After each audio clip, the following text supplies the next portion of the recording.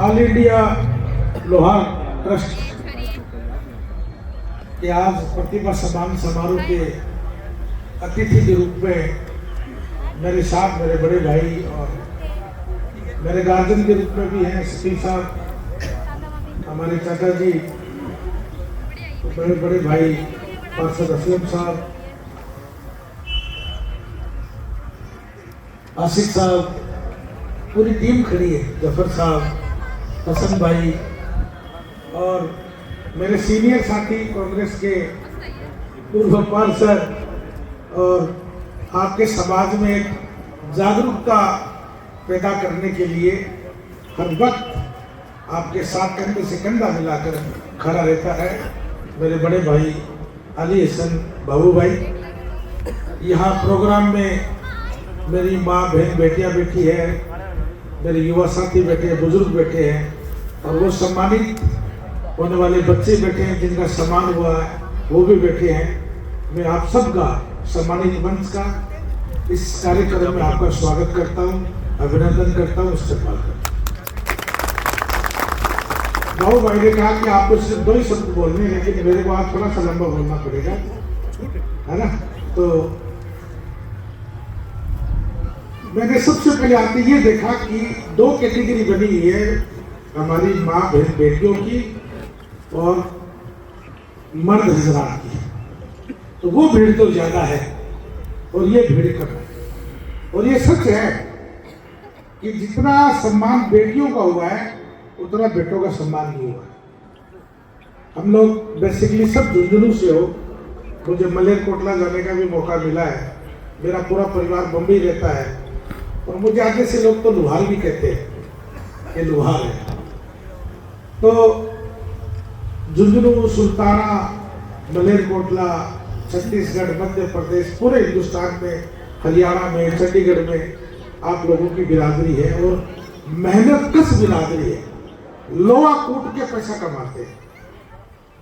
मैं मुबारकबाद देता हूँ उस पूरी ट्रस्ट को जिन्होंने ये पिछले 10-12 सालों से इस विजन को हाथ में ले रखा है कि समाज में तालीमी बेदारी कैसे आए। और मैं हर मंच पे कहता हूँ भाऊ भाई, ओ हसन भाई मेरे ट्रस्ट का मेंबर है। अच्छा, डॉक्टर साहब भी आए हैं, डॉक्टर साहब का इस्तेमाल। तो मैं हर मंच पे कहता हूँ कि समाज में अगर बहबूदी लानी है तो तालीमी बेदारी और सियासत में हिस्सेदारी। अगर सियासत में हिस्सेदारी नहीं होगी तो आपकी कौन लड़ाई लड़ेगा भाई। और अगर तालीमी बेदारी नहीं होगी तो चाचा जी ने एक बात कही कि रेलवे स्टेशन पे रेल टिकट का फॉर्म भरने के लिए तुम लाइन में खड़े रहते हो कि हमारा फॉर्म कौन भरे। सच है ना। तो मेरा एक आप लोगों से गुजारिश भी है और विशेष रूप से मेरे भाइयों से, बेटियां तो समझ गई, इनके दिमाग में तो आ गई बात कि हमें पढ़ना है।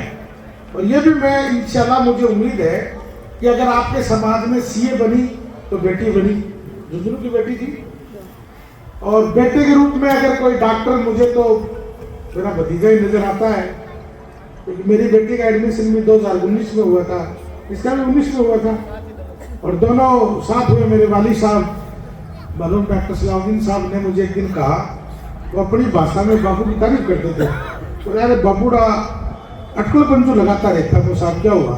बोले यार मेरे पास आके गया, उसने छोरे का एडमिशन करवा दिया। ये इतनी भागदौड़ करके छोरे ने अपने बच्चे का एमबीबीएस में एडमिशन करा दिया। तो और वो टाइम इतना जल्दी गुजरा कि एमबीबीएस करके आ गए। तो मैं आप लोगों से गुजारिश भी करूंगा और मुझे जो उम्मीद नजर आती है कि अगर आपके समाज में अगर कोई आईपीएस आईएएस बनेगा तो ये बेटियां बनेगी। देखना जिस कदर ये बच्चा बनेगा। अब बात अब इस एजुकेशन को हर बार हर मंच पे यही भाषण होता है कि साहब दीन का पहला हिस्सा एजुकेशन है, तालीम है, लेकिन इस पर गौरव फिक्र नहीं होता है। लेकिन मैं आज मोटिवेट करने के लिए आया हूँ, डिमोरलाइज करने के लिए नहीं आया हूँ। मेरा आप लोगों से 2-3 निवेदन है कि इस महीने में रमजान का महीना शुरू हो जाएगा और मेरी बातों को अदरवाइज भी मत लेना। कि इंशाल्लाह इस महीने से जन्नत के प्लाट बिकने शुरू हो जाएंगे। सब जन्नत के प्लाट लेने के चक्कर में रहेंगे। फला मदरसे का, क्योंकि मैं तो मदरसा बोर्ड का चेयरमैन हूँ, राजस्थान सरकार का राज्य मंत्री हूँ, और मैंने मदरसा बोर्ड की 3 साल चेयरमैनशिप की है। लेकिन दिमाग में, इस माशरे में एक माहौल पैदा हो गया कि मदरसे में हमें हमारी ज़कात देनी है, मस्जिद में इमदाद देनी है, उसके अलावा हमारे पास कोई विजन नहीं है।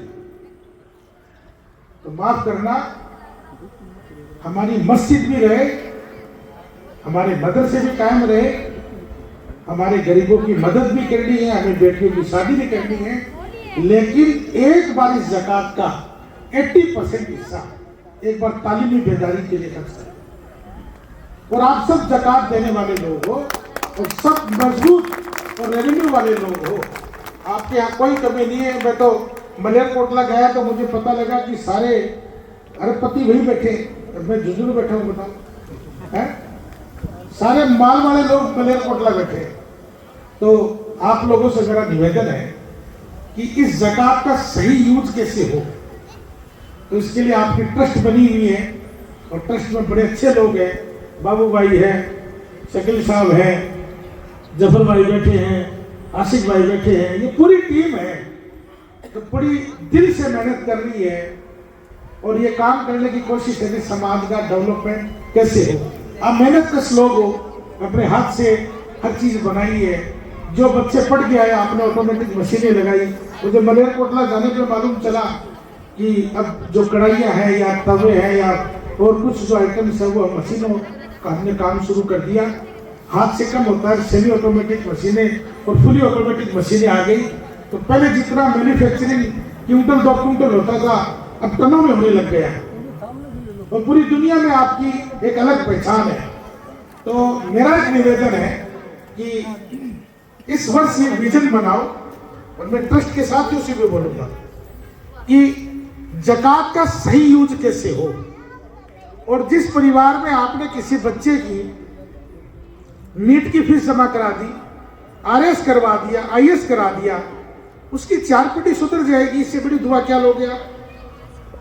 ज़कात लग सकती है ना हमारी, लेकिन हम सब माशरे में मूछ वाले लोग हैं कि फला से हम कैसे ले लें। लेकिन ट्रस्ट के अंदर एक गोपनीय टीम हो, और आपसे आपका परिवार को छुपा हुआ नहीं है कि छत्तीसगढ़ में कितने मजबूत लोहार है, हरियाणा में कितने मजबूत लोहार है, राजस्थान में कितने मजबूत लोहार है, कहाँ कमजोर है, आपसे कोई छुपा हुआ नहीं है। आप लोग सब एक सिस्टम आप लोगों ने अच्छा डेवलप कर रखा है।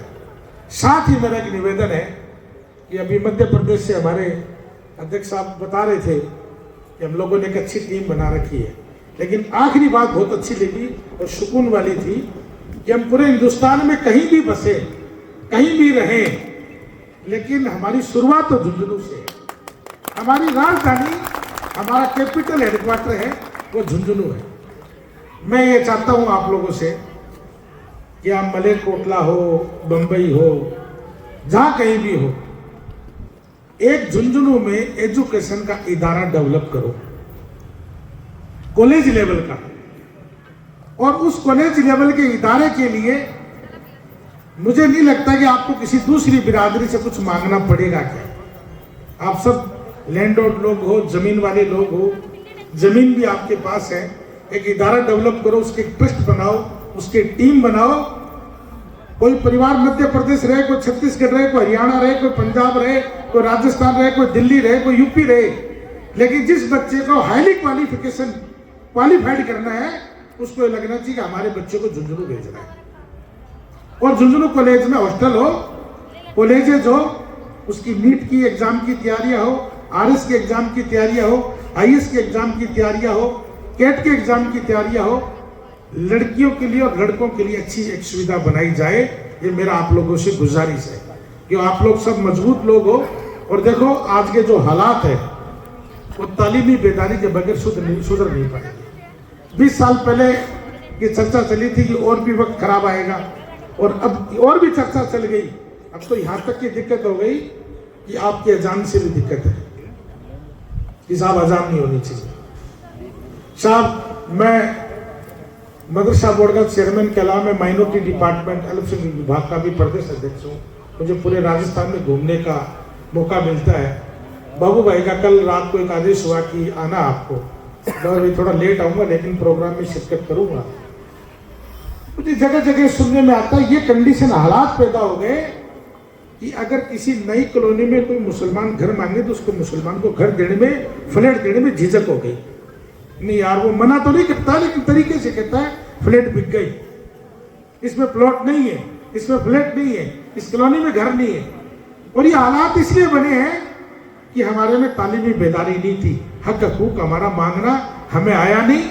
हमें लोग आज, जो कौम तिजारत करने वाली कौम थी, जो कौम हुकूमत करने वाली कौम थी, वो बेचारी बन गई वो कौम। और इस गलती के लिए कोई दोषी नहीं है, किसी पे हम इल्जाम नहीं लगा सकते। हम ये कह सकते हैं इस अगर कोई दोष का अगर सबसे बड़ा कोई जिम्मेदार है तो हम खुद जिम्मेदार हैं। तो मेरा एक बार पुनः आपसे निवेदन रहेगा, तो मुझे एक कार्यक्रम में जाना है 2-3 जगह, उनमें शिरकत करनी है।